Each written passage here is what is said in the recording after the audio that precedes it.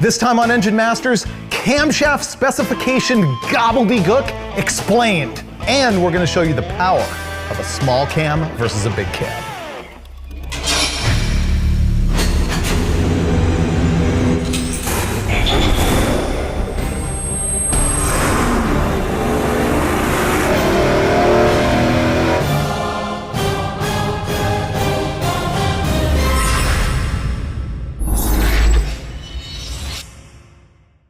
First off, we want to thank AMSOIL and Mr. Gasket and Earl's Plumbing for sponsoring this whole shebang, because it means me and my buddies get to play with engines. And this time, I'm going to try and make it at least a little bit educational by showing you exactly what is meant by all of the basic camshaft specs. What does lift mean? Duration, lobe separation angle? You're going to find out all of that in the second segment. But first, we're going to baseline an engine here with a smaller camshaft so that later in the show we can tell you what happens with a much bigger camshaft.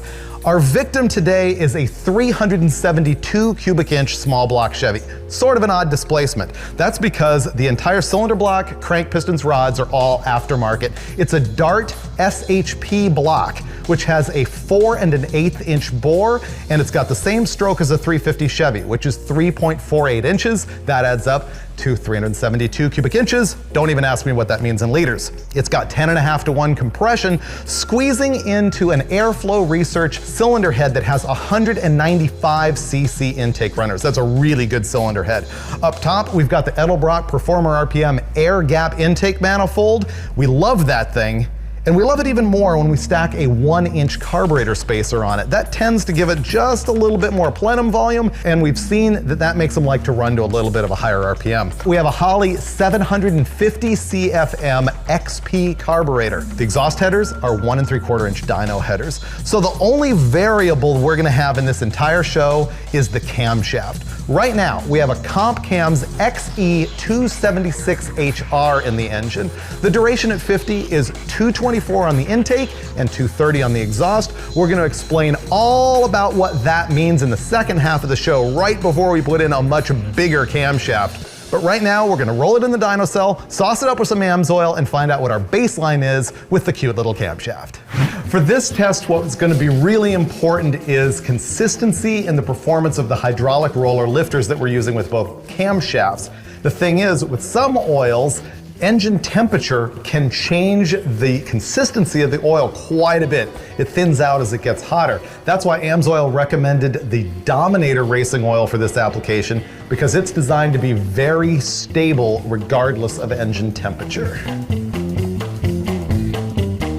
Whoops, there it goes. All right, Steve's got the engine all warmed up, tuned up, ready to go, so we're gonna whack it and find out what it does with the little adorable camshaft.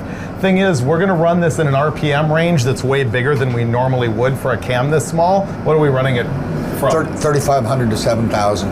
35 to 7. Or 69 actually. But a cam of this size, 224 at 50 on the intake, generally does not like 7,000 RPM, but we want to be able to show what happens with a bigger camshaft. But Steve's chuckling. He knows what we don't know. What's that? Probably that this thing is magic. Let's find out. I bet you it is. I think it'll exceed your expectations.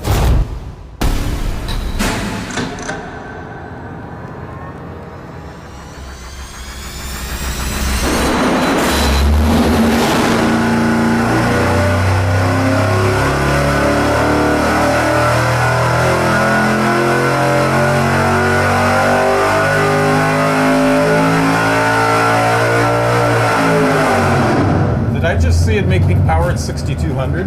Really? Let's have a look at the curve. Boy, I don't know. Wow!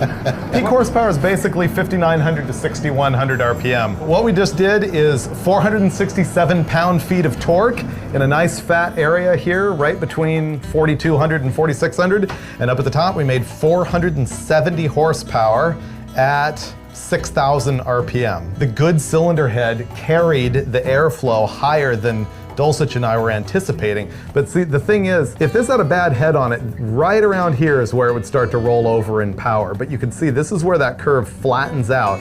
and is being carried. Man, I can't believe it goes all the way to 6,500. Part of that is because with the smaller camshaft, it is closing the intake valve sooner so that it's capturing more compression, so it's making good torque. I'm going to make my prediction and tell you that the bigger cam is going to make the same torque. At a higher RPM. Volumetric efficiency, we'll just be moving it up in the RPM range. That's our final number. This is a happy motor. We're gonna go put the big cam in it, and once again, we're gonna feel really old because we're gonna go, this was really good. When we're all wrapped up, we're going to go, I want the 224. I know. No, but it really is good. It really is good. I mean, it's a 6,500 RPM motor with a 224 cam.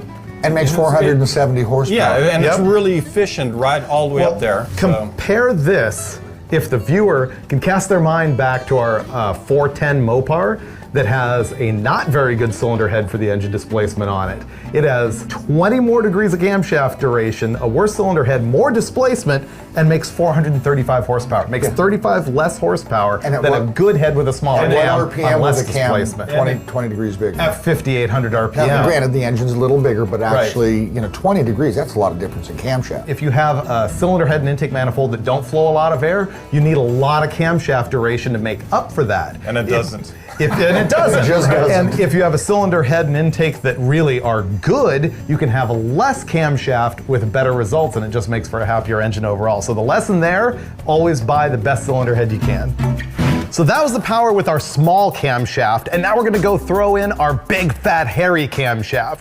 But what does that really mean? Well, we're talking about the camshaft specs, and I'm here to sort of train you on all of that gibberish that I talk about at the beginning of every episode when I'm mentioning cam specs. The first thing you need to know about cam specs is really simple to understand. It's valve lift. Knowing that the cam's job is to open and close the intake and exhaust valves in the engine in time with the 4-stroke cycle, there's a couple of things that we can do with it in order to make more performance, one of which is lift. Lift describes how far the valve is opened off of the seat in the combustion chamber. For example, a typical street cam, a hot street cam, might have 500 thousandths lift. That's half an inch. A typical mild bracket race, drag race engine might have 750 thousandths of an inch lift. That's 3/4 of an inch. Opening the valve more means you can get more air into the engine and make more power. More lift tends to make more power if the cylinder head will support it. Now the next spec is camshaft duration, which is measured in degrees of crankshaft rotation. It means as the engine is spinning, how long is that valve off the seat? For example, short duration, open, closed. Longer duration, open, closed. Think of it as a door. If you open a door and slam it, maybe one person can get through. If you open a door and leave it open for half an hour and then slam it, obviously a whole lot more people get through. It's the same thing here. The longer that valve is open, the more air and fuel you can get into the cylinder, the more power you can make. So the next thing that you need to know is lobe separation angle. Now, if you know that these two lobes on the camshaft are for the same cylinder, you can see that they have an angle to each other. Let's look at it like this. Let's say this is one lobe and this is the other. They can be ground at a different relationship like this, and that is going to affect the valve opening and closing points, which can be really drastic as far as camshaft performance goes. This is really hard to understand because there's a lot of magic that cam manufacturers can do with the lobe to affect that lobe separation angle and where the opening and closing points are on the valves. But here is a general thing to understand. The tighter the lobe separation angle, the more overlap you tend to have. The wider the lobe separation angle, the less overlap you tend to have. What is overlap? That is the period of time at which both the intake and the exhaust valves are open at the same time. As the piston is coming up on the exhaust stroke, obviously the exhaust valve is open, pushing all those gases out, but the intake valve opens before that piston hits top dead center on the exhaust stroke, and so they're both open at the same time. You get some exhaust reversion into the intake and things like that, and when you have a lot of overlap, that's what makes an engine sound really racy. That's that like really ratty sounding camshaft is due to a lot of overlap. Now, a lot of overlap with a tight lobe separation angle tends to favor really strong mid-range and high RPM power. A wide lobe separation angle with less overlap tends to favor lower RPM power.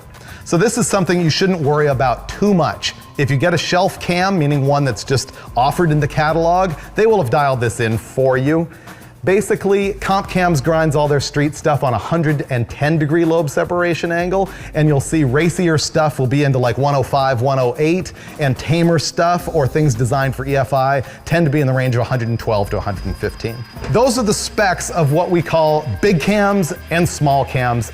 But you don't need to know any of that, because right now you're gonna see the real world example of how it affects your engine. The cam that we just took out, the duration number at 50 thousandths tappet lift is 224 on the intake, 230 on the exhaust. It has 502 lift on the intake, 510 on the exhaust. It's on 110-degree lobe separation angle. Now the cam that we're about to throw in is a lot bigger. The intake duration at 50 thousandths tappet lift is 242.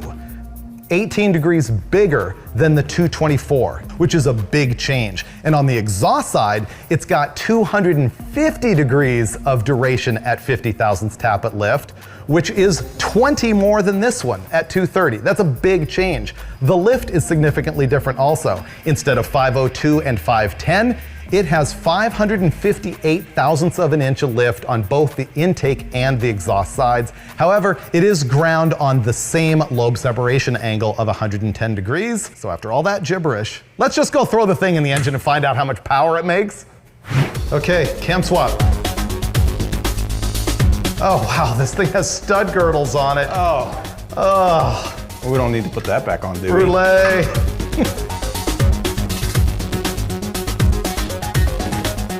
So we're gonna change the camshaft as fast as we can here, which involves popping all the rocker arms off, taking all the valve train out, taking off the intake manifold, removing the water pump, removing the damper. Fortunately, we have a two-piece front cover, which is gonna save us time because it means we don't have to drop the oil pan also. Done this a zillion times and it's always just a time suck.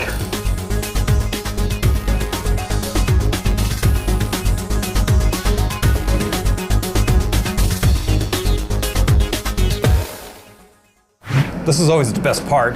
Once again, we had Brulee warm this thing up, so he knows the answer. We don't know the answer. I love it. I know. That's one of the few times that I do and you don't. Right.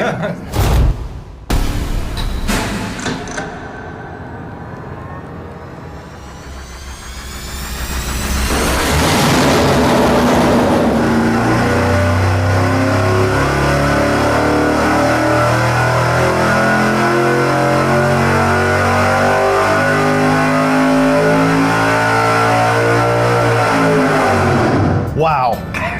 What we're looking at here is the difference between the small cam on the red line and the big cam on the black line. And you can see, as one would expect, the smaller cam is making more power below 4,500 RPM. But from that point up, the big cam takes over. And the thing is, it's continuing to make power as RPM climb, instead of sort of flattening out in here and taking a dive. Although really the change in the shape of the curve isn't as different as I had sort of hoped. So with the bigger cam, we made 507.9 horsepower at 6,400, 6,500 RPM, and the torque peak was 472.2 at 4,800 RPM. As you know, the theory goes, it's proven, the smaller cam favors low RPM performance and the larger camshaft duration favors high RPM performance, the pivot point being about 4,500 RPM. And there's a lot of people who go, oh, well, that's only where I ever drive my car anyway, which is true unless you're racing. Yeah. You know? Well, I think it's obvious that if it was a street car and truly just a daily driver, the small cam's 224 great. is much nicer. But you know, that big cam would almost make you want to go racing. Oh no, look at that thing. I mean, that's way, way, way bigger. Yeah, it would make you want to accelerate. About 38 horsepower. The acceleration that you're getting from 4,500 all the way up is just incredible. See, and theoretically, if we ran this low enough, maybe down to 2,000, it would almost look like an X.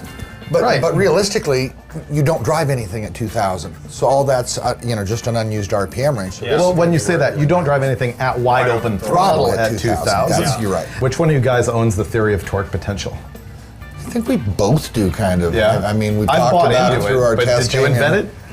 Here's the No, theory I of don't torque know. potential. So for every given displacement cylinder head, intake manifold, amount of airflow, the theory is there's a certain amount of torque the engine's going to make regardless of the camshaft, unless you go to the extremes on the curve. Right. And that's what we saw here. The gain in torque is not much at all. It's like 2 or 3 pound-feet, but the RPM at peak torque is higher, and that's part of the reason that it makes more horsepower.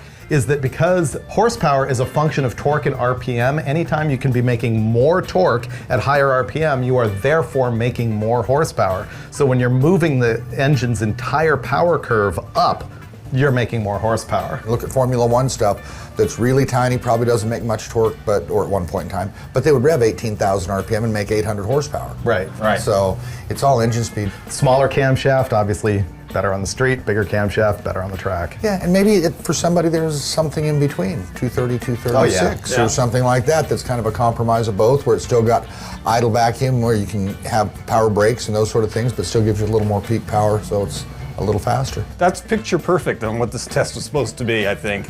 Sometimes it turns out the way we meant it to. Okay, that's a wrap for the day. Great job, guys. Dulcich, the internet's gonna go nuts when they find out that bigger cams make more power. I know, we're just geniuses, once again at Engine Masters. Well, it's not like I was trying to prove anything with this. I was more trying to train people on stuff, but I learned something really significant that's gonna alter my life. Me too. What? You go first. Good cylinder heads with a tiny camshaft are a pretty good thing. And big camshafts with good heads make a lot of power, but if you had junk heads, you probably wouldn't have seen that much difference.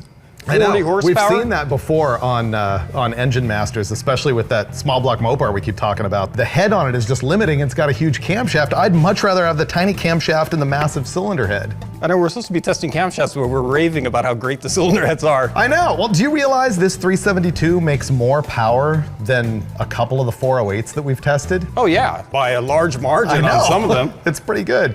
So that's the thing I really like about Engine Masters, is that we always set out to do one thing, and this time it was really obvious. It was just basics. What does a small cam do? What does a big cam do? But we always learn something, and to me, that was the big takeaway here. Always get the best cylinder head you can, and you'll have a way better engine. Spend money. That's our message here on Engine Masters. Fester cash. Your thing will make more power, because that's what you need in your life, is more power, and we'll give it to you every time on Engine Masters. You would see that they have a relationship somewhat like this. This being one lobe, this being the other. Now, boy, I hate myself right now. I'm the one that's sick. How come you guys are hacking? Well, mine's from 50 years of smoking. His is no reason. I don't know, it's just being social. Just trying to fit in. Yeah. You know, when I was very young, there was a company that we did some work for. It was a molybdenum mine. They had that in the 1800s? Wow. It's actually back in the 80s. Okay, let's call that a day.